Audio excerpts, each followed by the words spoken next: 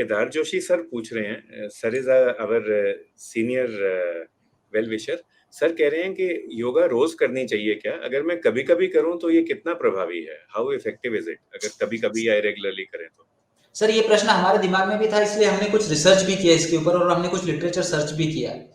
तो जो आप देखेंगे कि ज्यादातर जो रिसर्च अमेरिका में हो रहा है उसमें योगा वीकेंड पे हो रहा है, सैटरडे संडे हो रहा है, 90-90 मिनट का हो रहा है। लेकिन जो इंडिया का जितना भी रिसर्च योग में हो रहा है वो 5 डेज पर वीक 1 आवर पर डे के हिसाब से हो रहा है। तो इसमें जब हम स्टैटिस्टिकली दोनों के रिजल्ट्स को कंपेयर करते हैं तो इंडिया के जो रिसर्च स्टडीज है उनका इफेक्ट साइज वेस्टर्न स्टडीज से ज्यादा है।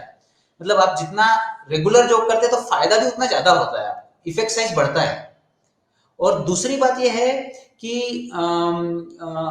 एक स्टडी हुई थी जिसमें गाबा लेवल जो है ब्रेन का मेजर किया था और उन्होंने उसको योगा को 2 डोज में दिया था। एक तो दिया था उन्होंने कि योगा 3 टाइम से वीक दिया था और दूसरे उसमें लेस देन 3 या 2 या 1 टाइम में वीक दिया था। तो ऐसा the result that they got is the effect of the GABA release, GABA release या गाबार्जिक टोन जो मेंटेन होना चाहिए, that effect of yoga is sustained if you do minimum 3 sessions per week.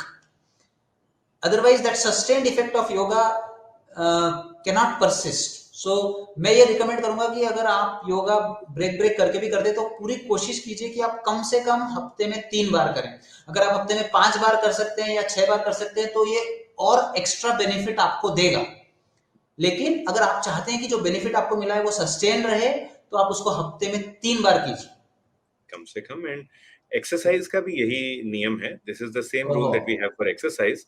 If you want to do exercise to reduce insulin resistance or to increase insulin sensitivity, then you have to do it every 48 hours, 30 minutes every 48 hours.